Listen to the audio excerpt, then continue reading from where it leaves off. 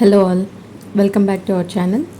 ఈరోజు మనం squares నేర్చుకోబోతున్నాం. And స్క్వేర్స్కి మనం ఈజీగా ఫైండ్ అవుట్ చేయడానికి షార్ట్ ట్రిక్స్ అయితే నేను చెప్పబోతున్నాను.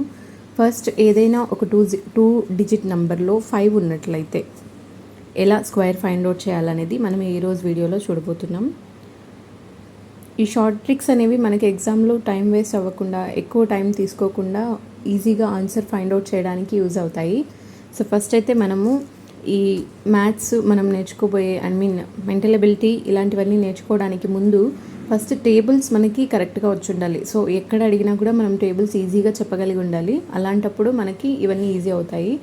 1 to 20 వరకు టేబుల్స్ నేర్చుకోవాలి. అండ్ దాంతోపాటు 20 స్క్వేర్స్ కూడా కంపల్సరీగా నేర్చుకొని ఉండాలి. సో ఫస్ట్ అవి రెండు నేర్చుకున్న తర్వాత మీరు ఈ మెంటల్ ఎబిలిటీ ట్రిక్స్ అనేవి నేర్చుకోవడం బెటర్. 5 స్క్వేర్ 25 ఇది అందరికీ తెలిసిందే. సో ఇప్పుడు ఏ 2 డిజిట్ నెంబర్ ఇచ్చినా ఎలా కనుక్కోవాలనేది ఇక్కడ చూద్దాం. సో 15 స్క్వేర్ తీసుకుందాం. ఎందుకంటే ఒక చిన్న డిజిట్ నుంచి స్టార్ట్ చేసినట్లయితే ఇది కరెక్టా రాంగ్ అనేది మీకు అర్థం చేసుకోవడానికి ఈజీగా ఉంటుంది. సో ఈ 15 స్క్వేర్ని ఈ మెథడ్లో మనం ఎలా చేయాలనేది చూద్దాం. సో ఫస్ట్ 5 స్క్వేర్ 25 రాసుకున్నాను. అండ్ 1 దీని నెక్స్ట్ నెంబర్ 2 కాబట్టి 1 into 2 మల్టిప్లికేషన్ చేసిన తర్వాత 1 2s are 2. సో 225 అనమాట. సో ఇదే ప్రాసెస్లో మీరు ఇంకా ఎన్నైనా చేయొచ్చు.